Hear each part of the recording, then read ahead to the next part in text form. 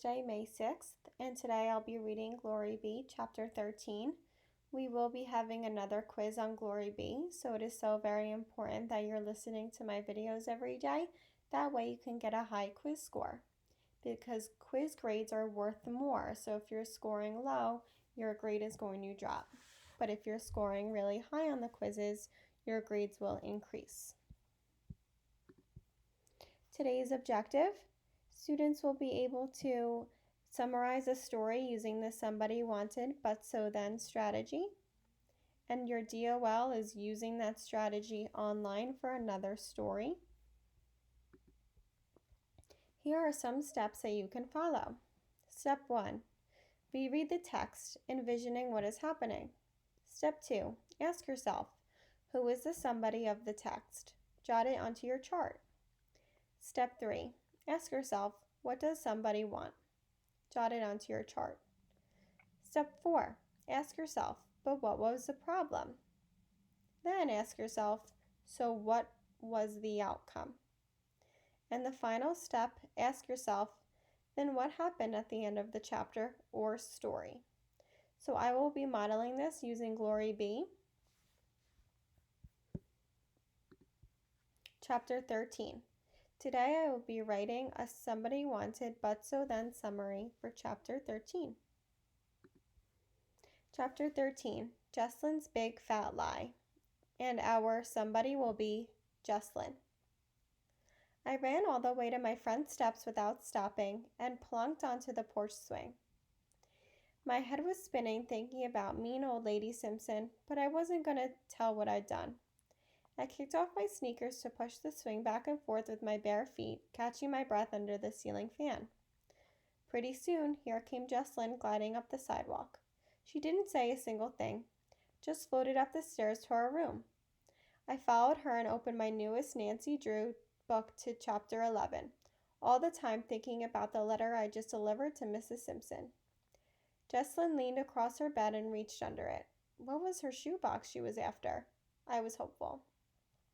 Want to play junk poker? I asked, but she had already pushed the box back under her bed and was heading down the stairs. I told you that's a baby game, she called back. I cleaned out my box. But I'd seen Jesslyn slip something inside. As soon as she was gone, I peeked down the hall to be sure she wasn't coming back. I shut our bedroom door, then sneaked out her junk poker shoebox. I held my breath, hoping my big sister hadn't forgotten something. I untied her box's ribbon, ignoring the keep out in private, this means you, notes taped to the top. Yep, she dumped her old junk out all right, but she saved a library card with Robert Aaron Fox's name on it, big as life and stamped today, June 26, 1964. My heart was beating like nobody's business when I put Robbie's library card back and quickly shoved the shoebox under the bed. I marched downstairs, sat by myself on the sofa, and pretended to read Jesslyn's movie magazine. No one seemed to notice me. I'll be back before dark, Jesslyn was saying to our daddy. Mary Louise wants me to go to Memphis to shop tomorrow. Her cousin's driving us. Can't you find what you need here in town? The idea of you going off to Memphis. His voice drifted off, and he stared out the window across the church.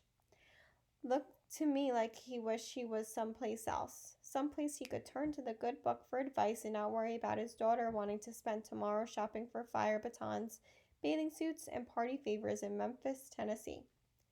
Can I go with you? I asked. You're not invited, Glory, Jesslyn said, clamping her teeth together. I've never been anywhere. I need a new bathing suit, too. Can I come? I asked. Glory, you may not go to Memphis, our daddy said. That's that. Then he looked hard and long at Jesslyn. And you, young lady, I'll think about letting you go if you'll be home before dark. Yes, sir. Jesslyn smiled at Daddy, then gave me one of her looks.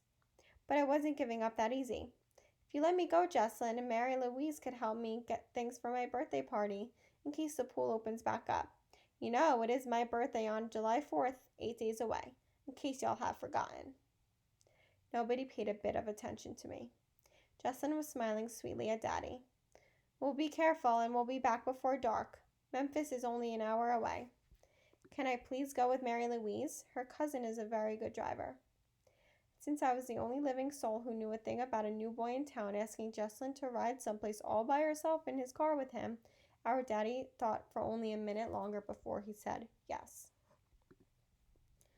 So now we need to figure out this somebody wanted but so then strategy in order to summarize chapter 13. Step 1. Ask yourself, who is the somebody of this text? The somebody in chapter 13 is Jesslyn. Ask yourself, what does the somebody want?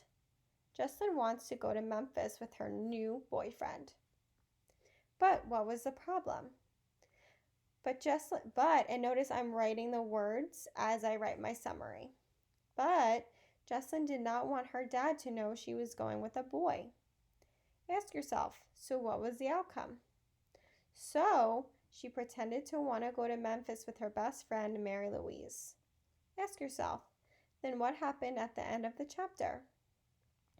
Then Jesslyn's dad finally said yes to her going, even though she lied about who she was going with. So that was my overall chapter summary of chapter 13 of Glory Be. Notice I use characters' names. I capitalized their names because that's their character's name, and I was very specific in the details that I used. I do not have to use text evidence because this is all found in chapter 13. And this is an overall summary in my own words. I didn't copy anything directly from the book. Your independent work today is to read Confessions of a New Girl and then write a somebody wanted but so then summary with details. This will be graded, and you are expected to redo the assignment if you receive a low score. Have a great Wednesday.